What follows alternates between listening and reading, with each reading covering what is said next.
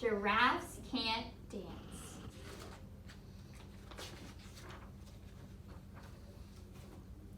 Gerald was a tall giraffe whose neck was long and slim, but his knees were awfully crooked and his legs were rather thin. He was very good at standing still and munching shoots off trees, but when he tried to run around, he buckled at the knees. Now every year in Africa, they hold the jungle dance, where every single animal turns out to skip and prance. And this year when the day arrived, poor Gerald felt so sad, because when it came to dancing, he was really very bad. The warthogs started waltzing, and the rhinos rock and rolled. The lions danced a tango that was elegant and bold.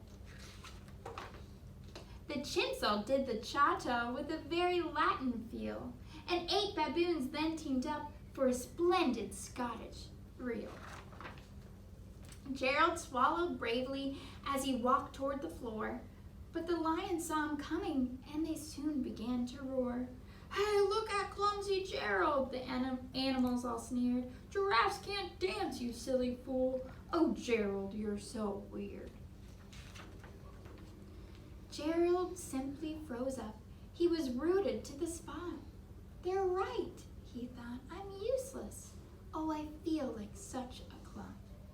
So he crept off from the dance floor and he started walking home. He'd never felt so sad before, so sad and so alone. Then he found a little clearing and he looked up at the sky. "The moon can be so beautiful," he whispered with a sigh. "Excuse me," coughed a cricket, who'd seen Gerald earlier on, "but sometimes when you're different, you just need a different song. Listen to the swaying grass and listen to the trees. To me, the sweetest music is those branches in the breeze. So imagine that the lovely moon is playing just for you. Everything makes music if you really want it to." With that, the cricket smiled and picked up his violin. Then Gerald felt his body do the most amazing thing. His hooves had started shuffling, making circles on the ground. His neck was gently swaying and his tail was swishing round. He threw his arms out sideways and he swung them everywhere.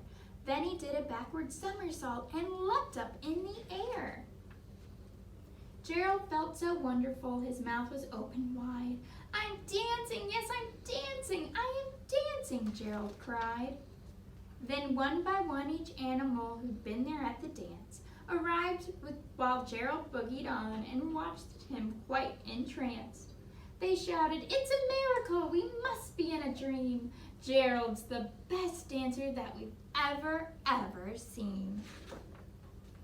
"How did you learn to dance like that? Please, Gerald, tell us how." But Gerald simply twirled around and finished with a bow. Then he raised his head and looked up at the moon and stars above. "We all can dance," he said, "when we find music that we love."